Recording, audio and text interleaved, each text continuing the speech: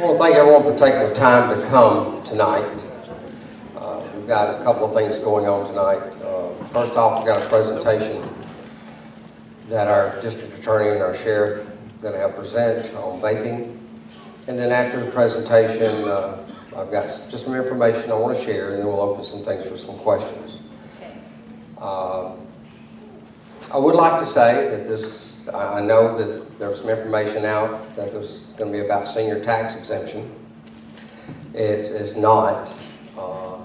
I would like to say one thing about that is the fact that just as the sheriff cannot put a speed limit on a road or decide where red lights go, he can only enforce the law. I cannot do anything about any tax exemptions. I don't have the authority to do anything with tax exemptions or say anything about tax codes.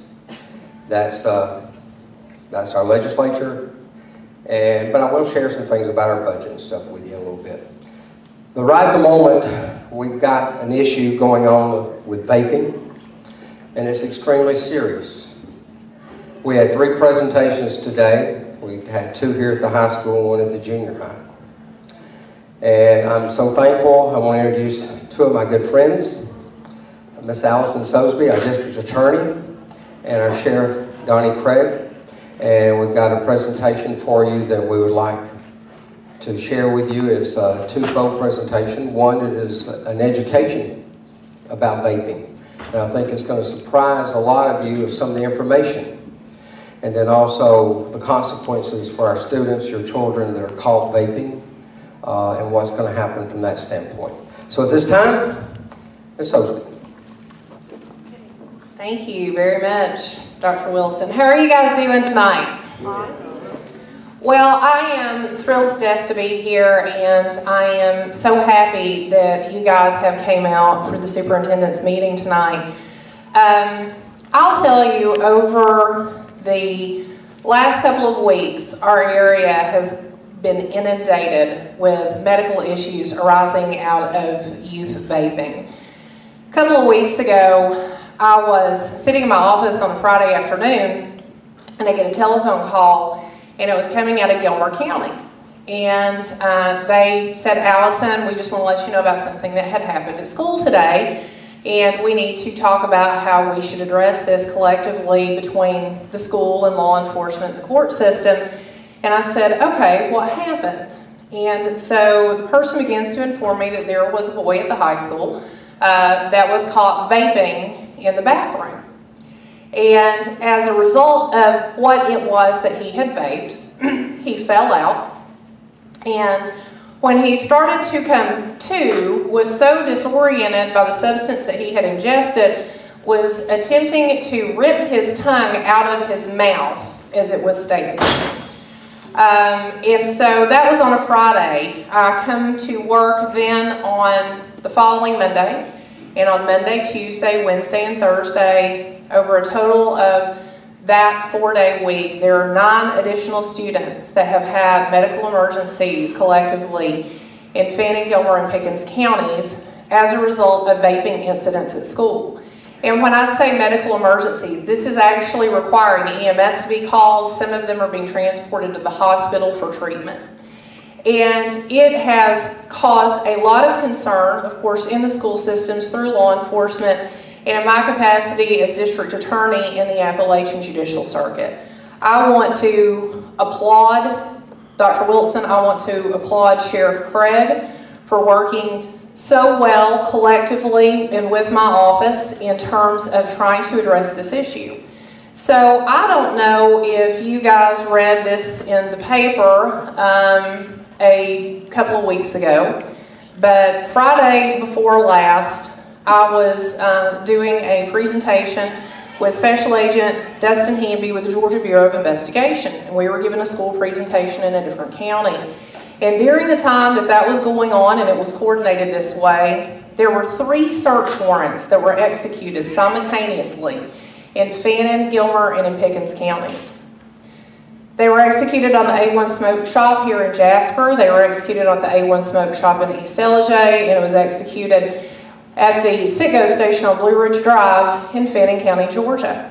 And the reason that those search warrants were being executed simultaneously was to ensure that no evidence was being destroyed. That was done in collaboration with the sheriff's offices in each one of the counties. It was done in collaboration with the district attorney's office and the drug task force. We had received information in the course of that investigation that this was a source of supply for what our students and our youth were vaping in our schools that was causing these medical emergencies. What is extremely concerning about the situation is you have a detective here in Pickens County, and when you go in to execute a search warrant, one of the things that happens is, of course, law enforcement collects the evidence. Law enforcement logs and inventories it. A detective goes in, there's a canister in the back. He opens the canister in order to photograph what is contained inside, and a few of the particles that are in that canister wafted up, and he inadvertently ingests them. I actually called him that Friday night to see how he was doing, and he says to me, "Alison," he said, "as soon as it hit me, I threw my breakfast across the room." He said, "I had to be helped out." He had 2 officers that helped him out, and then he had 2 EMS that came to treat him and took him to the hospital because of the unknown substance that had gotten into his body. A little while later, the 2 officers that had helped him out started exhibiting symptoms because they had came into contact with the detective. The 2 EMS providers who had treated the detective also started exhibiting symptoms, and they all had to be treated medically, all on that small dose of whatever unknown substance it was that they ingested. So we sent it to the crime lab. We have the results back from the crime lab. What has been tested and confirmed is we have, he had came into contact with Panaka. Now, that may not mean a lot to you, but how it translates is that is actually a Schedule I controlled substance. It's a synthetic cannabinoid. It is also the same substance that had been located in the vapes on a lot of the students at these schools that were having these medical emergencies. You know, the sheriff and the superintendent and I have talked at length about this today, and I think one of the most scary parts about all of this is when you walk into a store, you see something sitting on a counter, you see something on a glass shelf, and they sell it to you. You assume it's legal for you to possess it. It doesn't come with any disclaimers. It doesn't come with any notations. This is a Schedule I controlled substance. To possess it is a felony. You know, one of the big concerns about the vaping industry as a whole is that it is almost completely unregulated without any governmental oversight. As such, we don't know what's in the vape juice, what's in the pods. This is a photograph that was actually sent to me by a principal in a school in this circuit. That is a photograph of all of the vapes that were confiscated on one day. That is not a stock photo. Now, I don't know if any of you are really familiar with vapes or Juuls or any of those devices, but one of the things you may want to look at is a lot of these look like flash drives. That one looks like a mouse. These aren't the big clunky devices that you're used to seeing. They are hidden to appear as if there's something else. So when I was getting ready for this presentation originally, and this was probably when I started going through to the schools, about a week and a half ago, I had pulled headlines from what was going on a national level. Because when all of this hit North Georgia hard here, this was also hitting on a nationwide basis. FDA has declared that youth vaping is actually an epidemic. One of the things that happened about a week and a half ago is the FDA decided that they were going to go after Juul. Now, Juul is a manufacturer of one of these types of vaping devices, and basically it's just a brand along with several others. But Juul in particular has marketed itself to the youth. FDA tells Juul, you are going to find a way to keep these out of the hands of our young people, or we're going to come after you, and we are going to try to shut you down. So this isn't just an issue that we're dealing here regionally or on a statewide basis, but is the nation as a whole. So one of the things that we have tried to impress upon the students today when we've been talking about them, if you run into a situation where somebody is asking you to vape, that you'll be cool, you'll fit in, to stop and think about the consequences of what you're doing before that happens. So one of the things that we deal with a lot in terms of law enforcement are drug offenses. And I would venture to say, if not directly, then indirectly, probably 85% of the cases that come through my office are related to drugs in one fashion or another. It may be possession, it may be distribution, it may be trafficking. It could also be theft, that somebody is stealing something, breaking into a home to get items so they can go sell it to the dope man to get dope. It could be domestic violence cases where someone is intoxicated or they get high and they commit an act of family violence and hurt or kill someone. It could be someone getting intoxicated, getting into a car, driving down the road and hurting or killing someone. So the drug issue in terms of our youth is very, very prevalent. And in terms of what we deal with in Georgia, there are 5 schedules for controlled substances. Number 1, Schedule 1 drugs are your worst. They have no recognized medicinal value and they have the most highly addictive qualities. Your Schedule 5s are going to be still having addictive qualities. They still are a controlled substance, but it decreases as you go down. So to give you an example, everyone in here I'm sure has heard of methamphetamine. Methamphetamine is very, very bad for you. Do not do methamphetamine. Methamphetamine is a Schedule II controlled substance. Another example would be Xanax, for example, or alprazolam. That would be a Schedule IV controlled substance. It goes down as you go further down the scales. In terms of what we're dealing with, as I said, we're dealing with the synthetic cannabinoid Panaca. That is a Schedule I. That is on the same level as heroin. It is on the same level as LSD. It is actually a higher schedule than methamphetamine. And that is what we are getting out of the vapes from the kids in our school systems here in Fannin, Gilmer, and Pickens counties. So one of the points that we have attempted to drive home in our presentations in terms of the schools today is the dangers of synthetic marijuana. Now, I keep saying synthetic cannabinoid. Synthetic is essentially man-made. Cannabinoid is what we are finding that is being ingested as part of the vapes, but is carrying the same effects as what we have historically seen in synthetic marijuana. You could. And so what you're seeing here is there are multi and varied reactions that students are having at the schools. What we are attempting to do is trying to prevent that from occurring again and further prevent this leading into a lifelong addiction issue. They are the walking dead, a growing drug craze.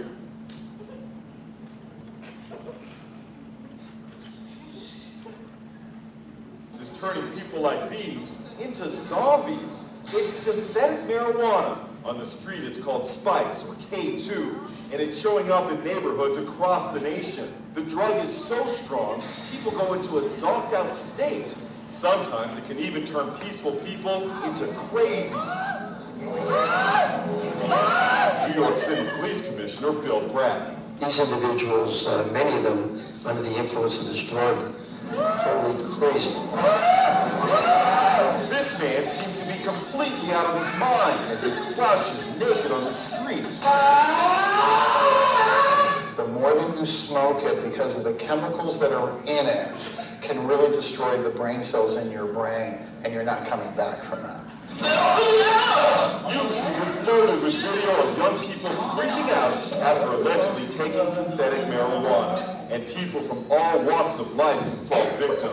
In 2012, a 911 call was placed from Demi Moore's Hollywood home. The movie star had collapsed, and there were reports synthetic marijuana was to blame. What does she take? She smoked something that's not marijuana that's similar to incense. The drug is cheap. A single bag can be as little as $1. So we've stopped at a couple of several shops here in Manhattan and asked about K2 or Spice. One shop owner told us that they are no longer permitted to sell K2 or Spice, but that they were selling it not that long ago. So they are cracking down here in Manhattan, but it is still available. 66-year-old Peter Varduniotis got the shock of his life when he was watching a local WCBS News broadcast and recognized his own son as one of the Walking Dead. He looked like he was a zombie. This was his son Peter Jr. just 2 years ago at a family wedding. Mom Margaret says synthetic pot has torn apart her family. This is my son Peter, the one I raised, the one I know, not the one I saw on TV. Hopefully their son will get the help he so urgently needs, along with these other poor souls of the real-life Walking Dead. And while K2 is not illegal in many places, there are efforts underway in a number of states to change that. So I want to be clear in terms of the things that we're seeing in terms of the school system and law enforcement is kids who are vaping, this is not a good family, bad family issue. This is prevalent across the board. What is very, very concerning is you have students who have vape devices. You have to be at least 18 years old to possess a vape device or any vape product. We are getting these not only out of our high school, we are getting these out of our middle schools as well. When you have a student or a youth, young person, and they are vaping something and they don't know what it is that they're vaping and have a medical emergency, that is tremendously dangerous because then the treatment providers have no idea what to treat them for. It's concerning for the students who are distributing it, also the people who are taking it. And one of the stories that I shared with the student body today was a case that occurred here actually in Pickens County a couple of years ago. You had two boys and they started off really as lifelong friends from kindergarten all the way through high school. When they got to high school, they started partying and frankly started partying too much. And by the time they were in their early 20s, they were full-blown addicts. They reached a point where they said, you know what, we got to stop doing this. We got to grow up, we got to clean up, we got to do better, we're going to end up killing ourselves. So they decide that they're going to go into a rehabilitation facility. And they're scheduled actually to go in the very next day together. One of them decides they should have one last great grand hurrah before they go in. So he goes down to another county and he goes to his dope man and he gets some pills and he thinks that he is buying oxycodone. He comes back, he takes a pill, he gives a pill to his buddy. His buddy gets in a car, starts driving down the road. He overdoses and he dies. Law enforcement almost immediately tracks back what occurred and who distributed the pill to him. Law enforcement brings him in and they're conducting an interview with him and he's sitting in the interview room and I've seen the video and it is utterly heartbreaking. Because he is sitting there sobbing and crying and he is not crying over the fact that he is worried about going to prison. He is crying, and in between his sobs, what you hear him say is, I have just killed my best friend. So what happened ultimately was he did not distribute oxycodone to his best friend. He had distributed almost pure fentanyl to his best friend, which caused the overdose. So in terms of that situation, this gentleman, the defendant, had actually obtained those pills from the dope man. When he had obtained them from the dope man, those were not legitimate, even though they had a logo imprint on them. Someone had a pill press and made their own mixtures. And if you're sitting here wondering why I'm bringing this up in the context of this vaping presentation, it's because what we are noticing and what we are discovering is these vape shops, and even students after they obtain the vapes, are altering the vape juice. They are putting in additional substances. The vape providers, the shops, are making home brews. And that is very clearly a problem for everyone involved, including the student who is possessing it, because even though they may be possessing a Schedule I controlled substance, even though they may be possessing something that is going to cause that adverse reaction, in all reality, they might not actually even know it. So, in talking to students and administrators and law enforcement and trying to come up with the reasons as to why students may vape or why this may be an issue, one of the reasons they say is, oh, it makes me feel relaxed. Well, that's actually a false statement, depending on what it is that they're vaping. If it's nicotine, and nicotine is an addiction-based substance, so once they ingest more nicotine, that's what gives them the relaxed feeling. And it would be different for any substance that would be contained in that, but we're not simply talking about the ingestion of flavored water. My friends vape, so I should too. I think almost everybody in the room can appreciate that you could probably count your true friends on one hand and wouldn't need all 5 fingers to do it. But your true friends wouldn't ever ask you to do something that is going to harm you. So the next time someone asks a student to vape, the equivalent of that should also be them asking you to drink a glass of Clorox.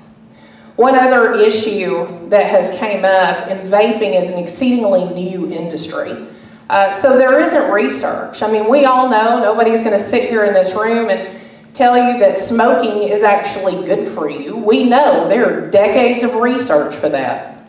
But what we don't have are the decades of research for vaping. You know, I tell the students, and frankly, I'm of the humble opinion that they are a great deal victims in this entire situation, because they have gotten caught in a campaign and an ad war between the vaping industry and big tobacco. Big tobacco has been villainized to the point that the vaping industry is trying to come in and they are trying to get their piece of the pie on that multi-billion-dollar a year industry, and that's why they're targeting our youth. But in terms of what little studies are out there, there is actually evidence that vaping, and I am not talking about vaping of a controlled substance, but just vaping in and of itself, actually can have medical issues.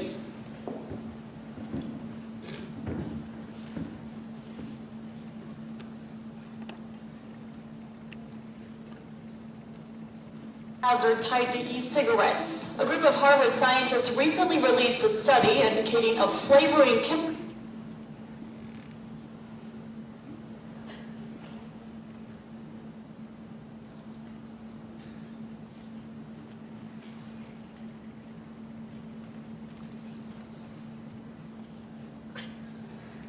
Nicotine might not be the only health hazard tied to e-cigarettes. A group of Harvard scientists recently released a study indicating a flavoring chemical found in e-cigarettes can cause a pretty gross lung disease. Its formal name is bronchiolitis obliterans. Its nickname is popcorn lung. It's an irreversible respiratory condition that causes the tiny air sacs in the lungs to become scarred. It was discovered in 2000 after employees at a Missouri factory inhaled butter flavoring for microwave popcorn on a daily basis. Workers developed several symptoms, including wheezing, coughing, and shortness of breath. Experts later learned the butter flavor contained a chemical called diacetyl. That chemical and 2 other harmful compounds were found in 75% of the e-cigarette flavored liquids studied in this project. Scientists tested 51 types of flavored e-cigs and liquids by placing each into a sealed chamber attached to a device that drew air through the e-cig for 8 seconds at a time, with a resting period of 15 or 30 seconds between each drop.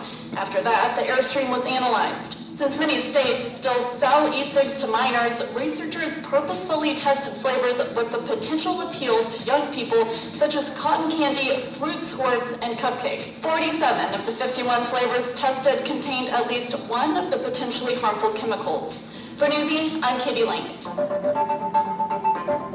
So in the midst of working with the school systems in these discussions that administrators have been... Join us Monday nights live on Facebook.com/. In discussions that administrators have been having with students, there was an administrator in another school that that went to one of the students and said, what's it going to take for you guys to actually understand the dangers of this and to take this seriously? Student looked at the administrator and said, I don't know, for somebody to die? The administrator said, okay, well, what if that one person is you? What if you are the sacrificial lamb for everyone else to take this seriously? You know, one of the other reasons that continues to be popping up is it makes me look cool. That has been one of the big issues, and I want to applaud the Sheriff's Office and the school system for the approach that they are taking to this, because I think there has been a tremendous amount of peer pressure for students to fit in doing that through vaping.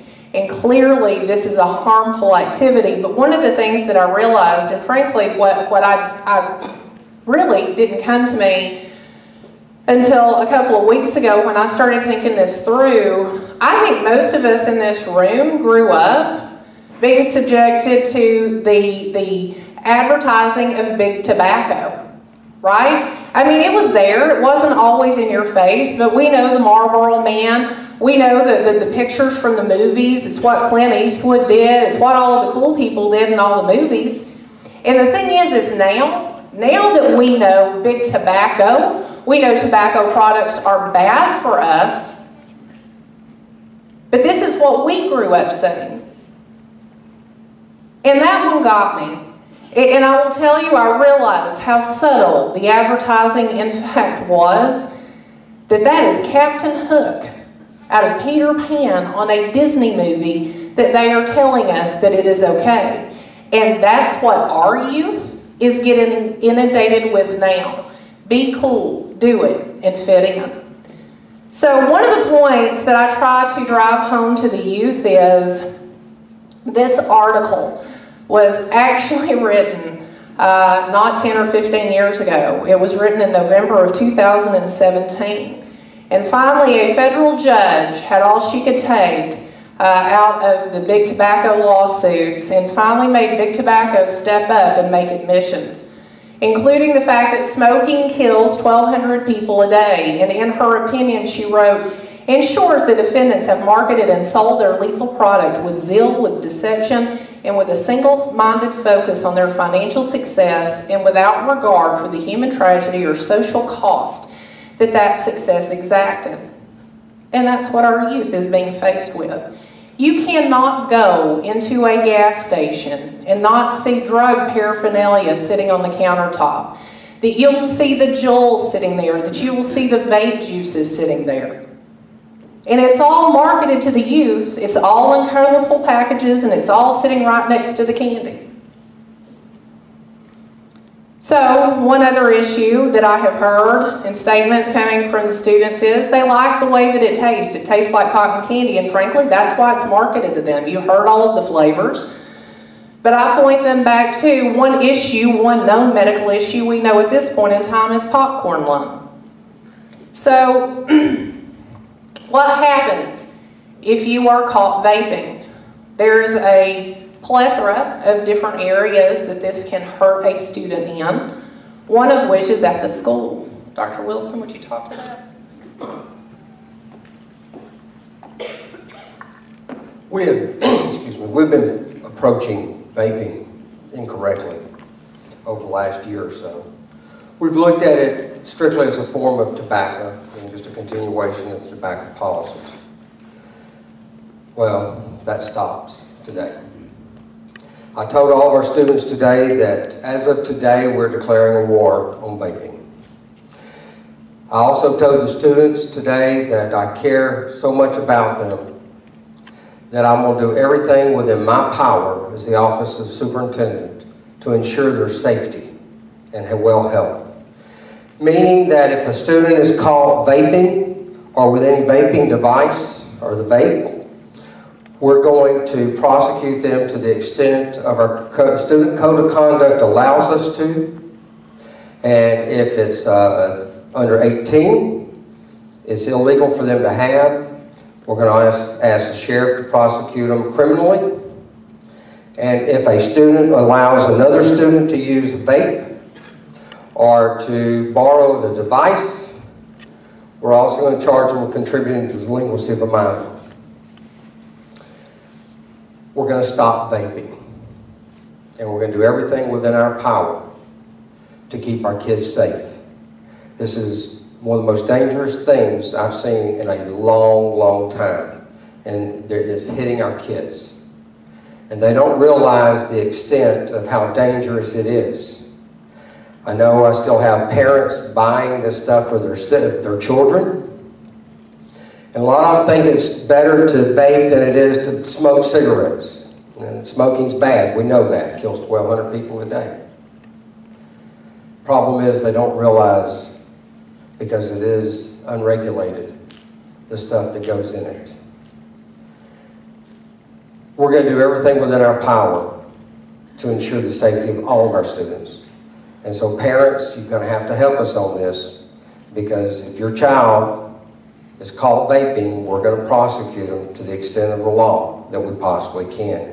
Because I'd rather do something like that now and save their life than, because it would absolutely kill me as superintendent knowing that I had a student die because of this, and I didn't do everything within my power to stop it. We're going to do that from the school system's perspective, but then we're going to ask the sheriff to prosecute on a criminal. Sheriff?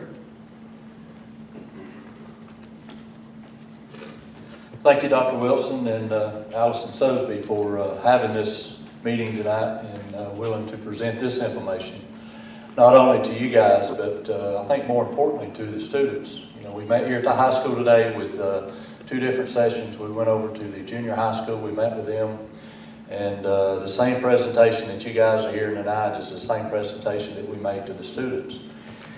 And I told them in that presentation that while, you know, it's the last thing I want to see as sheriff is that our children graduate from high school with a criminal history. I can remember several years ago, if, you know, 2 kids got in a fight, there's no question about it, they went to jail. I don't necessarily believe in that, because I think as students, as our young people are growing up, we, and I say we because I was one of them, probably didn't make the best decisions. But I think we're at a point in time where we have to take a very hard stance on the things that we're seeing when it comes to vaping.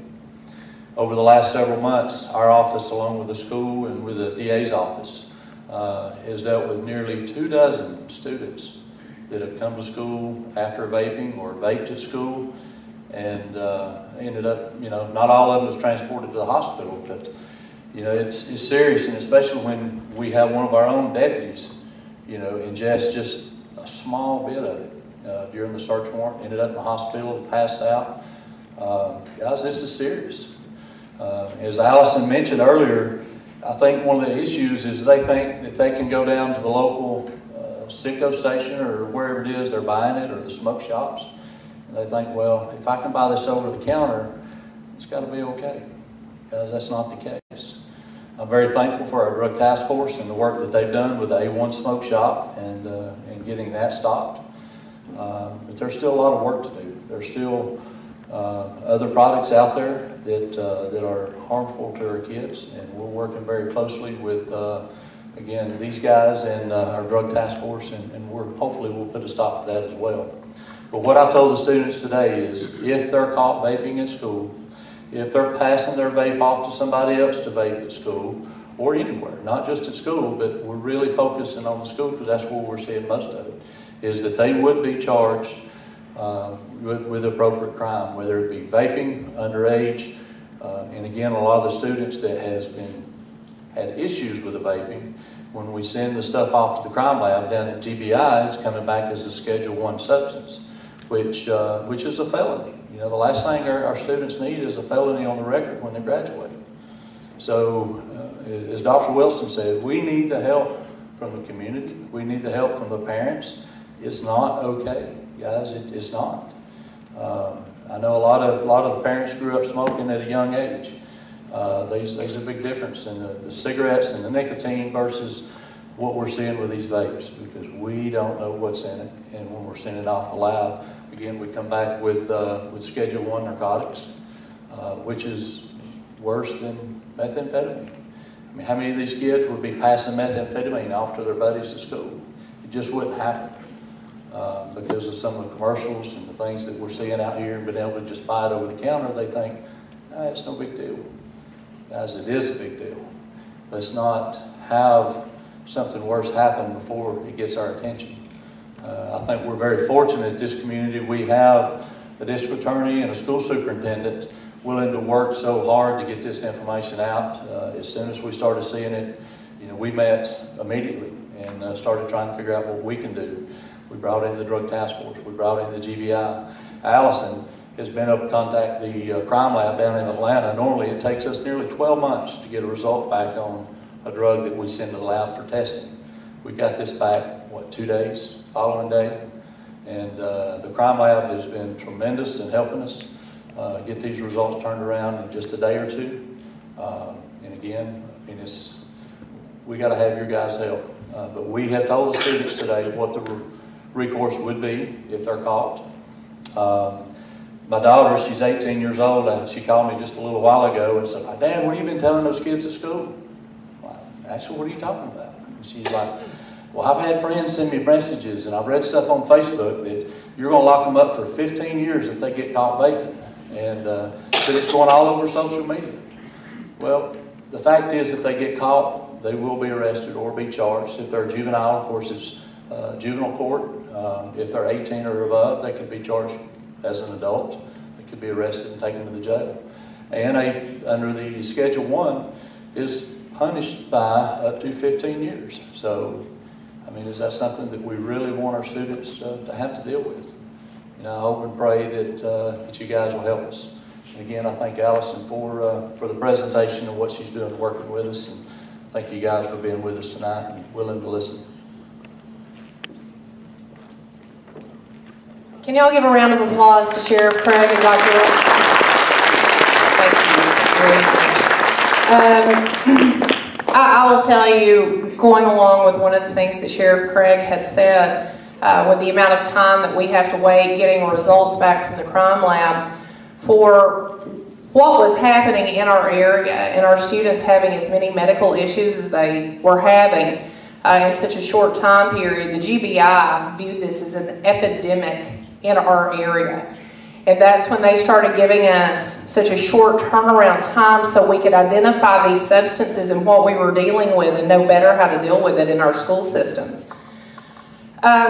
One of the things that I think that is important for the students to understand is, although you have to be 18 years of age to possess a vape or a vaping device, on school grounds it's not permitted anyway. So even if you just have a vape with no controlled substance contained within it, you could still be subject to penalties within the school system. And one of the things that I want to truly applaud in terms of this collaborative effort in dealing with this issue is it doesn't just address the ramifications that are going to occur within the school.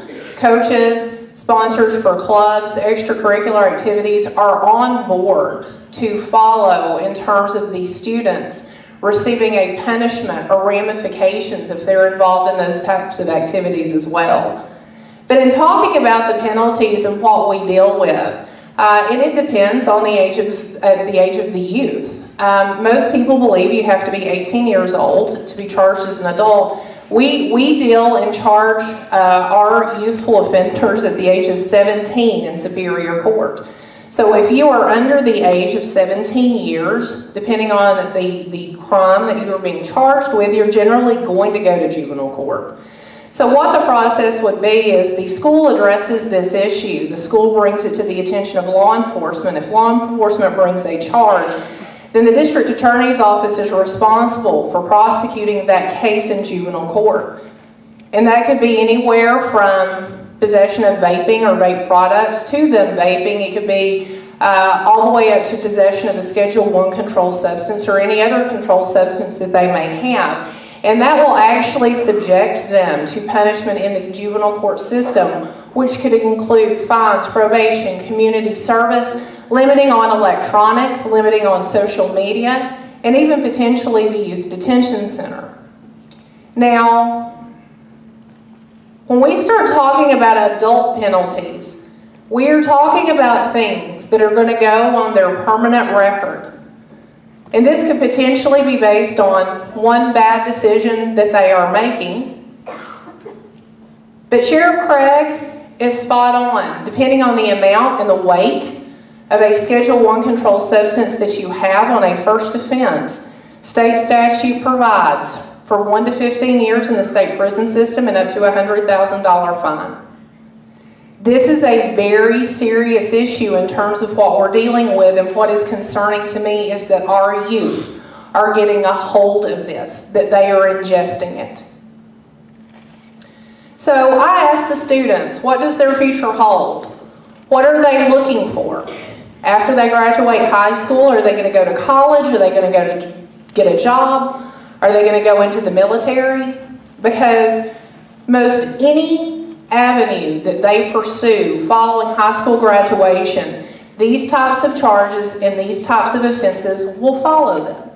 I have a very good friend who has fortunately made it into the upper echelons of law enforcement, and at one point they were looking at him for a promotion, and he had reached a level that it was going to be an extremely high security clearance. And so at that point in time, they go in and they do a background check on him. And it's not just a background check, it is a deep background check, and it also involves a polygraph. He made some very stupid decisions when he was younger, and it wasn't anything that he got caught for.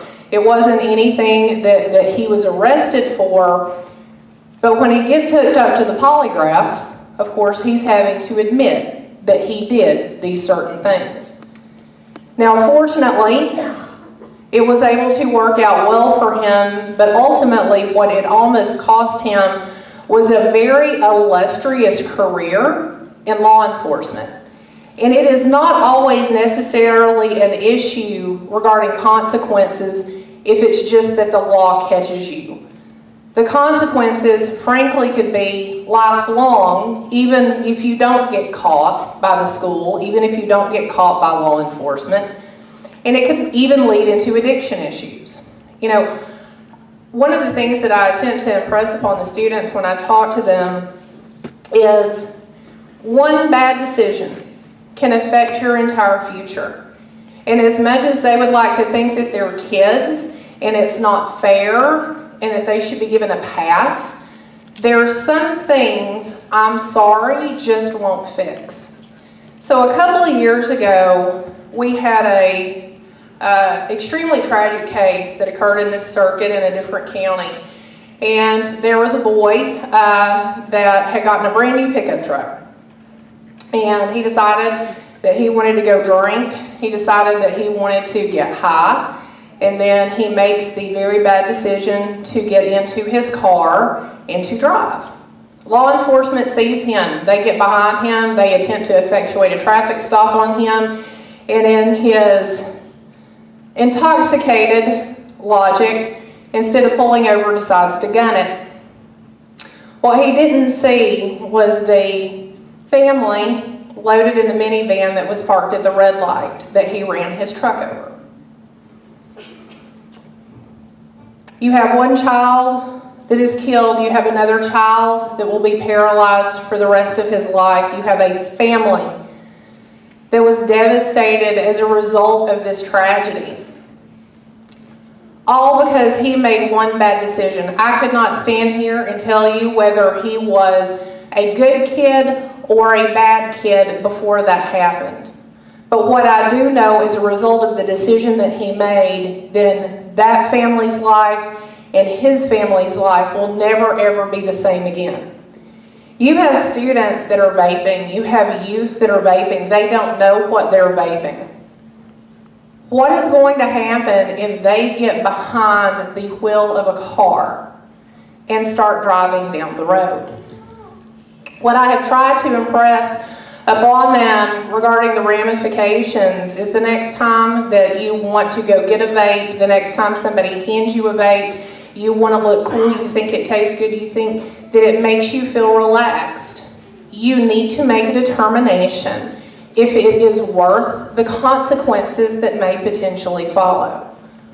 So of the rules that I give them in every school speech that I go into the schools and do, I tell them if they follow 4 rules, I promise that they will never, ever, ever see me in a courtroom as a criminal defendant. I'll also tell you the same thing, which will be, number 1, do not speed when you drive a car. Number 2, do not follow another car too closely. Number 3, do not text and drive. And number 4, and most importantly, don't be stupid. I promise, if you follow those rules, you will not end up in as a criminal defendant. The last thing that I really like to truly impress upon the students is to be smart, to make wise decisions, and to please not be a lab rat or a guinea pig for the vaping industry. In talking with the sheriff and with Dr. Wilson today, I also think that it's very important to note that we are having students and we are having youth that have came to authority figures that have tried to stop vaping. And they are in an addiction mindset. They are actually addicted to the substances that they have been vaping. That is occurring here locally. It's occurring now. I want to impress to all the parents, to the kids out there, anybody who may be watching at home, that if there is anyone who needs help, we will do everything within our power to provide that assistance to you. This is not about punishing you if you have an addiction as a result of vaping. It is about making you understand if we catch you doing it, there will be consequences that will follow, but anybody who needs assistance, please contact the superintendent's office, the school counselor, the sheriff's office, or the DA's office. And I want to thank all of you guys for your attention so much. You've been great.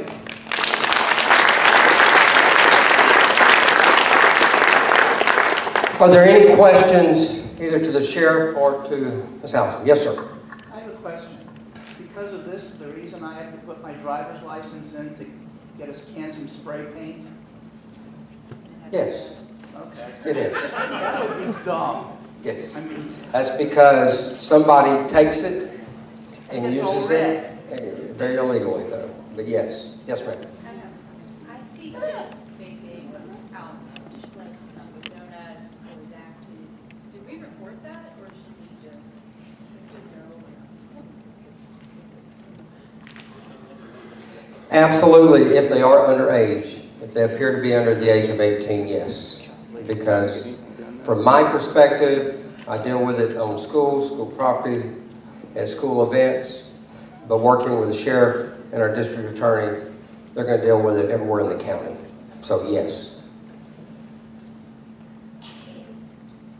Yes, sir. Just because like the chemicals that's in like CBD and chronic, does it make it any better than cigarettes or cigars? Any better? Or any worse? I think it makes it much worse, especially if you're using it in a vape. Yes, just the vaping process itself is worse than the burning process of nicotine. My understanding also is one little pod of nicotine equals an entire pack of cigarettes at one time. So yes, there are some other chemicals in there. If you know what's in every one of them, it's still worse. Eventually, do you think they'll make them illegal? Make vapes illegal? I think that what will occur is that there will be some, at some point, some government regulation over the production of it. And of course, then we get into the lawsuits just like we did with tobacco. Dr. Wilson? Yes. Chronic is one of the items that have been scheduled. Chronic is Schedule A. Yeah, absolutely. Yeah, you'll go to jail for that one, big time. Yes, sir. Is there any pending legislation on restricting minors or students from buying vaping materials? It already is. It's illegal for anyone under the age of 18 to possess, purchase, use. It's already illegal for anybody under the age of 18. So do they check at convenience stores and gas stations? Well, the ones that have been selling it to them and selling the illegal part of it Probably not. It's just like selling tobacco until, you know, and the sheriff does a great job of it, and so does our district attorneys. And when they start clamping down on those things like that, then it dries up and becomes harder for some of the underage kids to purchase it. The problem with vaping is also we have a lot of parents that think it's better than smoking and actually purchase vape and vape devices for their children. You know, I've heard a couple of situations today even that's occurring at home. Yes, ma'am. Is either that slideshow available to the public, or is there a website where we can direct people that we know that are already vaping as adults and don't know the risks? I have a feeling that probably the entire slideshow will be on No Pickens very shortly. So you can access that, but also Alison will make it available to us and we can get it to you. But it'll also be on No Pickens. And Fetcher News. Yes, ma'am. Have there ever been decoy operations involving? I'm sorry? Have there ever been a decoy operation involving teens that look under 18 trying to purchase? At the places? Stores with the zip codes? Yes. Yes. Yes, ma'am. Is this presentation been delivered to the other two counties, to Gilmer and Fannin too? It has. And will be delivered very shortly to Mountain Ed. Are you sending it to Charge middle us. schools? I'm sorry? Will you also be delivering it to the middle schools in those two counties too? Yes, the only school that has not been addressed circuit-wide at this point would be Gilmer Middle. All other schools have been addressed. Yes. I think both of them are horrible and terrible, and both of them will kill you. So it would almost be like saying, would you rather be shot with a gun or stabbed with a knife? I think because both of them are deadly and both of them will kill you. Tobacco admitted, November of 17, 1,200 people die every day from smoking. Problem is, we don't know how many die from vaping. Yes, ma'am. What precautions are being done in the school system? I know I've heard a lot of the kids go into the bathroom and are doing this since you can't monitor what's going on inside the restrooms. We can and we will. Okay. Yes. You can have an adult male walk into a male bathroom. Oh, yeah, sure. And an adult female going into a female bathroom. So yes, we can monitor it stronger than what we have been. We made it very, very clear to all the students today that as of today, that we're declaring war on vaping, and we're going to do everything within our power, all three of our powers, to stop it. Yes, ma'am. So do you have to inhale it, or can you absorb it through touching the oils or anything? Because that's a concern if you have a child that doesn't do that, coming into contact with the oil itself. Do y'all have any info? I would have to speak to a forensic toxicologist regarding that. My assumption would be is that it would be able to be absorbed. I do not think that you are going to immediately feel the effects as quickly as you would if you were vaping it directly into your lungs. Right. But again, I'll go back to last Friday when we executed the search warrant at the vape shop. You know, one of our detectives leans over, he inhales a little bit of the stuff coming up. He immediately gets sick, nearly passes out. The other two that's just assisted him to the hospital get sick, and then later two of the EMTs that transported him got sick. So obviously they were not inhaling, they were not smoking, vaping. I mean, just being around it is what sent them to the hospital. They started experiencing, the EMTs, I think they started dizziness, tingling in their face and things like that. I mean, just from transporting and being around this guy. And I know our detective was there and, was probably handling some of it in direct contact. But still, I mean, it's serious stuff. Yes, sir. What do you you know anything about the secondhand effects of someone is vaping, of someone else in the area who breathed these secondhand fumes from a vaping device? You said those people who assisted the officer felt the effects of the concentrated substance that would come out of a vaping device. If someone else breathed in that secondhand smoke, would they likely feel an effect of the... My understanding is that we had a student at Mountain Ed Center, Mountain Ed Chartered High School, that also had problems and symptomatic by being somebody that was around secondhand smoke through him, and he had to have medical attention also. It is such a new epidemic to us that we don't know the extent of the damage that's done, and to the extent that people can be affected by it. And that's what's one of the most scary thing about it, is we know so little about how it, even what's in it, much less what's being shared, passed around. Any other questions? Yes, ma'am. I'd like to ask some questions about the school budget. Well, I'll get to that in just a few minutes. Yes, sir. Have you put this presentation on at the elementary school yet? No, sir. We haven't. It needs to. What about, she's saying the 5th and 6th? We're discussing that. I mean, Yes. it's in that school too. Yeah. And how many kids is in the school system here in Pickens County? We have a little less than 4,500. How many? 4,500. Well, it looks like if one parent was here from each family, this place would be full. It would. It would. When you first think about it, or somebody just out and think, I mean, that doesn't know a lot of this stuff, it's just like, well, having a meeting tonight on kids smoking tobacco. And it's not. It's extremely serious, but until they actually, I mean, I've been amazed at how much I've learned about the whole process just hearing Alison's presentation. Just on the tobacco part, I mean, the nicotine part. Here too, if anybody would like to have this presentation brought to their business, their churches, their civic organizations, if they'll contact my office, then I'll work with Alison and Dr. Wilson, and we'll be glad to bring that to them. Absolutely. Because this is something that education's got to get out there. People have got to know.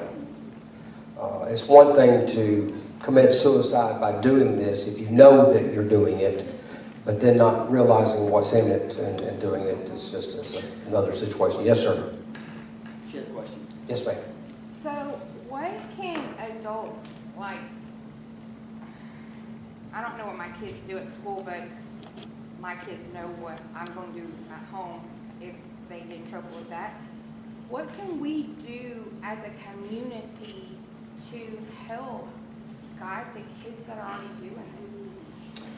Some of it is the fact that if they are addicted to it, to absolutely let us know, and we'll do everything within our power to help overcome that addiction and get them help. The other thing is really education. They've got to understand the seriousness of it. My greatest fear is that we'll have a student that will do something like this and go to the hospital and not come back. Unfortunately, a lot of our students think that they're 10 foot tall and bulletproof, that this won't happen to them, that this can't happen to them or their friends. It happens to someone else until it happens to them. And that's the scary part, is we've got to make sure our students and your children know that it can happen to them. And that would be horrible. Yes, ma'am. Is this going to be available to bus drivers and other people in the school system? Absolutely, we can do that. Yeah, so I think that would be. Yeah. Yes. Because if you don't know what you're looking at, just like the devices, I mean, they look like flash drives, mouse, telephones. So, I mean, and it's designed to look that way from the companies that are producing it.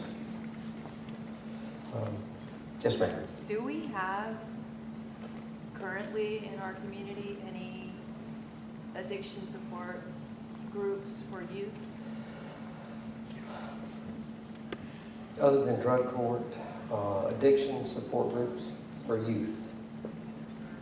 You know, I'm not positive on the actual group. I want to say there is, but with Highland Rivers, but I'd have to double check with that. But if it's not already existing, let's get it on the agenda. All right. Good idea. Good suggestion. Absolutely. Any other questions? Yes. What if you know people that do this and you're not like grown-ups or students? What if you know them and you're not trying to snitch, you just want to get help? If it's somebody, especially if they're under the age of 18, I wouldn't be calling it snitching if you're trying to save their life. And they may not like you, they may hate you for a few days or a year, but once they realize that you have helped save their life, or let us know, and they don't have to know you told us. But if you really, really are friends with somebody, you won't let them kill themselves by doing this.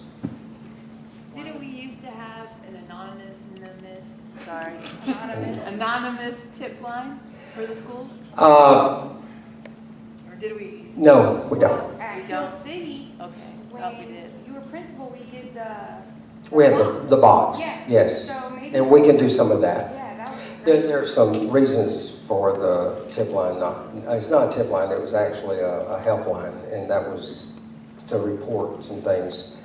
It was not manned 24 hours a day, and we didn't want a student, somebody call in that was on the verge of committing suicide thinking somebody's going to call right back.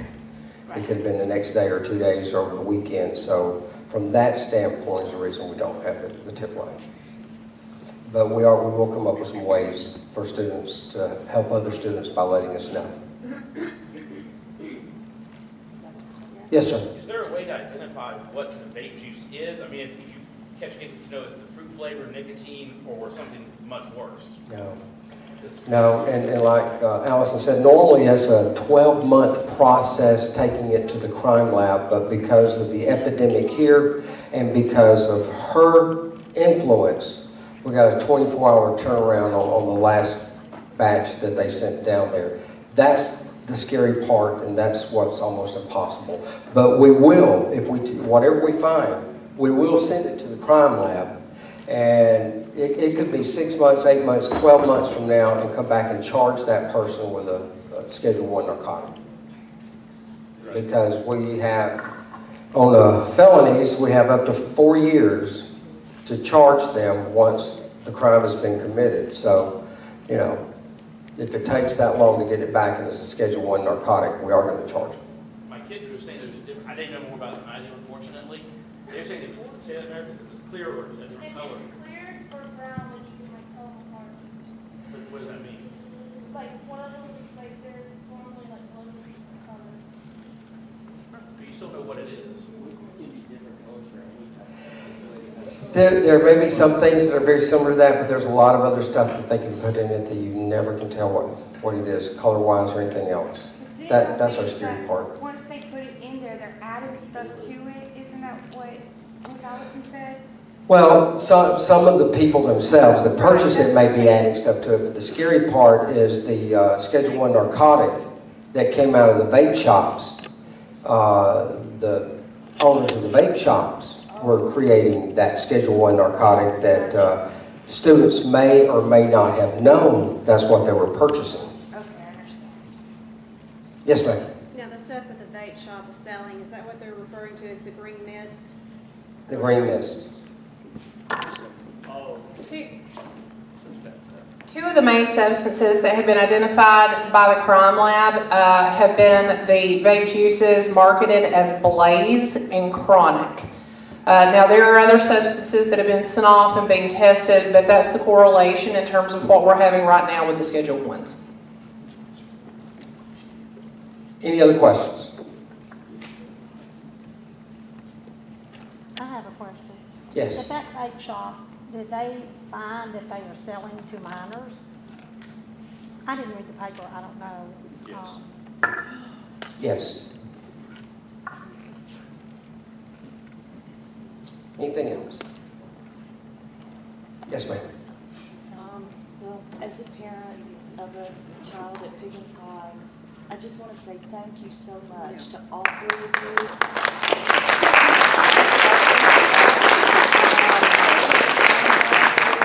For spending your time to help us.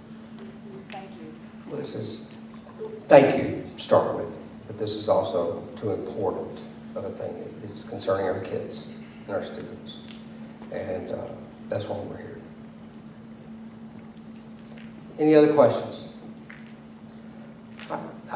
Please join me in giving our sheriff and our district attorney a round of applause and thank them.